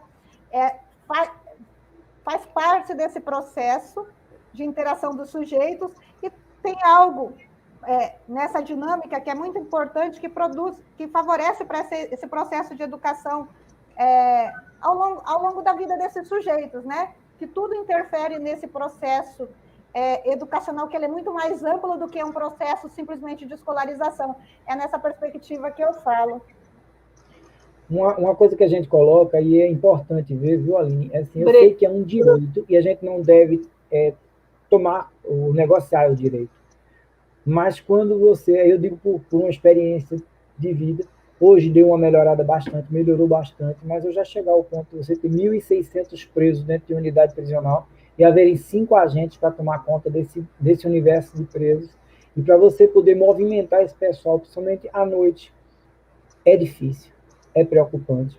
Eu não posso nem chegar dentro de uma live que está todo mundo vendo no Brasil todo, que está em outros países, e dizer algumas coisas que eu não poderia falar aqui, depois eu ser repreendido por causa disso. A Aline sabe do que eu estou dizendo. Mas fazemos assim, o que acontece hoje com a educação é que eles viram o efeito do trabalho que vem sendo feito de lá de trás, e as mudanças que vêm acontecendo dentro, e faz com que abra um espaço novo para nós estarmos onde estamos hoje. Quem acha que não tem nada, precisava ver lá atrás como era, para o que está hoje. Então, crescemos muito. Falta muito mais, tenho certeza. E o pior de tudo, a gente batia na tecla da minha tese, do meu mestrado, que justamente essa educação é um direito ou é uma concessão? Cada unidade prisional tem uma característica diferente. A gente termina negociando enquanto diretor de unidade de ensino com unidade prisional, porque são características diferentes, de horários diferentes, formas de atenção diferentes, dias liberados para aulas diferentes. Então, é complexo, não é tão fácil. Mas estamos avançando. Olha, quando o camarada pega uma sala, mal e porcamente, coloca 3 estantes lá dentro e enche de livro, que não é jurídico, porque eu acho, ele, por mais interessante, ele só manda coisa velha para nós, que não nos serve para nada. Só coisa velha. Aí o que acontece? Quando você pega um preso e faz uma remissão pela leitura, assim, você tem que ter pelo menos o mínimo de entendimento de leitura para fazer essa remissão pela leitura. E eu digo assim, eu posso trabalhar até com um paradidático. Eu tive presos que começaram lendo para os demais, dentro da cela. Isso é um empoderamento para ele, mas é uma forma também de levar a cultura para os outros. E a coisa acontece, eu mostrava isso para o professor Timothy outro dia, e a gente ficou muito, assim, otimista com a coisa que está acontecendo. Já não tem televisão lá dentro? Ótimo. Não tem isso, não tem aquilo. Aí o cara passou a ler. É uma tradição lá do tempo das cavernas de ficar em volta da fogueira e conversar. E ler um livro para os demais. Isso é crescimento. A cenoura, como eu costumo dizer, é a remissão dos 4 dias. Mas aí a gente pega o cara lá na frente aprendendo a gostar de ler. E isso é que é o importante. Tá? Eu acho que só queria dar 2 exemplos. Eu acho que quando o Breno fala sobre esses avanços, eu concordo plenamente. Eu lembro, por exemplo, quando iniciamos sobre o Educando para a Liberdade, a gente começou fazendo seminários estaduais e convidando os professores, professoras, os agentes naquela época e outras pessoas. E fisicamente, no espaço do seminário, você vê agentes de um lado, educadores de outro. Era quase oposição. Eu acho que isso tem melhorado, mas, obviamente, quando os agentes ou os policiais reclamam que às vezes não tem as mesmas oportunidades que as pessoas privadas de liberdade, em alguns casos é verdade. Eu gostei muito do exemplo que você deu do curso de yoga ofertado para os dois, porque eu acho que isso faz todo sentido. E o próprio biblioteca também deveria servir não só as pessoas privadas de liberdade, mas também os policiais e até as próprias famílias dos presos e dos agentes, porque eu acho que é assim que se cria um ambiente diferente. Aqui se cria a possibilidade de discussões, de mudanças profundas nas pessoas, Então, a questão se volta para a questão da biblioteca e também nessa oferta para os agentes, os policiais. Existe, por exemplo, aqui no UFB a gente tem uma longa tradição na área de direitos humanos e a oferta pelo Núcleo de Educação em Direitos Humanos e Cidadania de cursos para as policiais penais, sabendo também que isso não é suficiente, mas pelo menos também o próprio nível dos agentes muda, o nível escolar, se começa a ter uma nova leva de agentes que são pessoas que têm curso superior completo e com isso se espera que tenha uma visão um pouco mais humana, um pouco mais ampla do mundo, Alguém de comentar?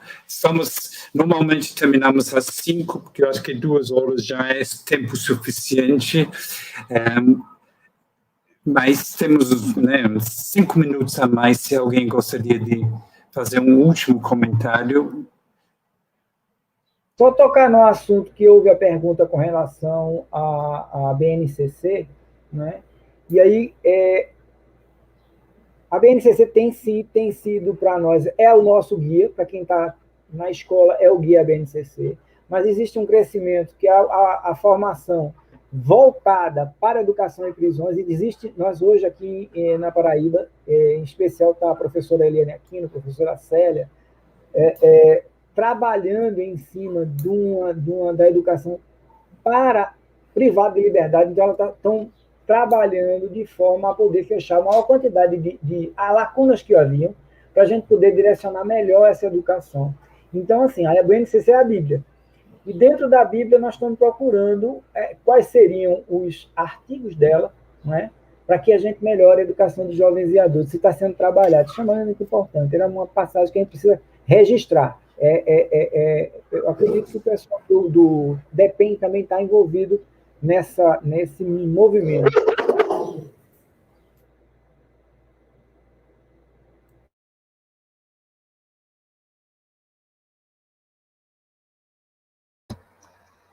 Eu gostaria também de complementar só essa discussão, tanto da BNCC quanto dos currículos, Eu acho que essa é uma discussão que precisa ser aprofundada e pensada, e já tem bastante gente, fazendo pesquisas nessa temática, porque existem diferentes entendimentos, Algumas pessoas entendem que seria necessário um currículo específico, assim como tem gente que entende que o professor que atua nesse lugar precisaria de uma formação específica.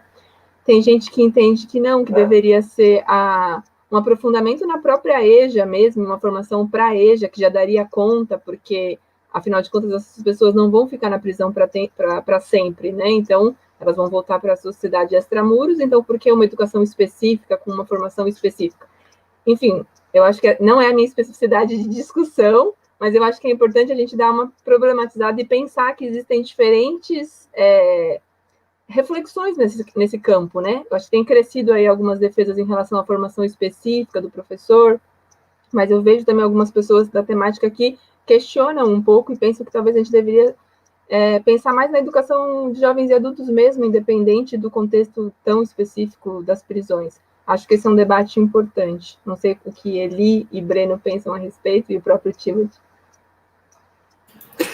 Eli, mais um minuto para as suas últimas considerações.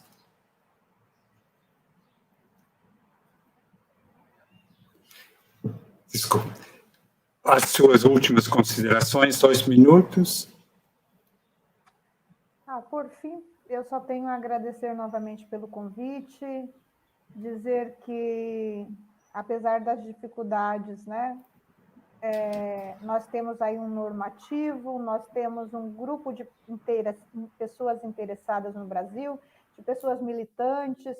A Aline começa a fala dela dizendo: eu sou militante, né? Então, acho que, em alguma medida, nós somos o pessoal dos direitos humanos, né? Que não dizem aí, tem esse pessoal dos direitos humanos por aí, cá estamos nós, vamos continuar do mesmo lado. Então, do ponto de vista normativo, nós temos avançado, temos a cada dia progredido no sentido de aproximações de pessoas dentro desse campo, que é o campo que trabalha com a temática da educação em prisões. Temos os dados oficiais que também apontam que, em alguma medida, em número de matrículas, nós estamos avançando. Nós temos projetos de remissão pela leitura, com a oferta de oficinas ou não, de mediações ou não, com livros publicados, como a Aline, que é um querido exemplo, né, de iniciativa. Então,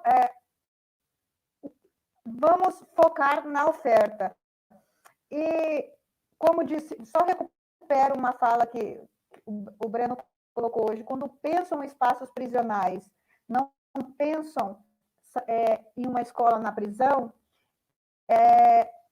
Essa previsão existia, que uma construção de uma prisão deveria levar em consideração, dependendo do número de presos, espaços educacionais, mas essa previsão ela foi revogada a partir de um argumento discursivo que muitas restrições atrapalhavam o processo de construção e a agilidade dessa construção, com lobbies dos estados, de representantes estaduais. Então, nós acabamos regredindo, né, dando um passo atrás, mas, em breve, nós podemos trazer essa previsão novamente para a legislação. E as mudanças, como eu tenho dito, por fim, para encerrar, mas como eu tenho dito com frequência, mudança se faz no parlamento e pela via legislativa, e vamos focar nisso. Muito bom. Breno, 1 minuto, só a sua última palavra. Eu espero que não seja a última, eu estou com medo disso. Professor, só agradecer. Eu acho que 1 minuto daria pouco para a gente agradecer o tanto quanto esse espaço é importante. E aí, agradecer pelo convite de estar aqui presente e estar aprendendo, porque isso aí faz parte de uma linha de aprendizagem para nós, para poder crescer e a gente trazer mais coisa para o sistema. Nós só crescemos desse jeito, eu só tenho a agradecer. A Aline, você sabe, eu já disse que sou seu fã, e a Eli eu aprendi a ser seu, viu? Muito obrigado a todos, professor, só isso. Então, para concluir, primeiro, pedir desculpas pela qualidade técnica. Hoje parece que realmente muitos estão tendo dificuldade. É uma pena, estamos experimentando. Normalmente a gente usa o Google Meet, mas temos sofrido várias invasões Então, decidimos tentar garantir qualidade e segurança para a nossa discussão hoje, mas não sei se é a chuva que está, né, afetando a qualidade, mas muitos estão, né, reclamando da dificuldade de ouvir, que é uma pena, porque eu acho que foi uma excelente discussão. Como todos estão falando, precisamos de mais discussões desse tipo. Eu queria agradecer a equipe da cátedra, que não aparece, mas sem a equipe não seria possível, e especialmente a professora Daniele Dias, que tem coordenado toda a parte técnica para facilitar a nossa interlocução hoje, né? Agradecer especialmente, né, os convidados de hoje, o Breno, a professora Aline e a Eli. Acho que, né, foi um dia muito especial. E lembrar que o nosso próximo diálogo vai ser no dia 17 de junho, no mesmo horário, com o tema a questão da diversidade e inclusão na educação de jovens e adultos. Então, agradecemos, né, a todos que participaram, né, o seu interesse nesse tema. Prometemos que não será a última vez que discutimos a questão de educação para pessoas privadas de liberdade. O painel, né, o nosso agradecimento muito especial, e esperamos ver todos novamente daqui um pouco mais de um mês, no dia 17 de junho. Não esqueça de colocar nas suas agendas, com o tema diversidade e inclusão na EJA. E lembrar que isso é, né, uma promoção da Cátedra Unesco de Educação de Jovens e Adultos, que tem tentado, ao longo dos anos, desde sua criação em 2010, né, abrir espaço para discussão de temas ligados a este campo tão importante que é a educação de jovens e adultos, que não deveria ser confundido com escolaridade de jovens e adultos. Então, muito obrigado a todos. Com isso, a gente encerra o nosso diálogo de hoje.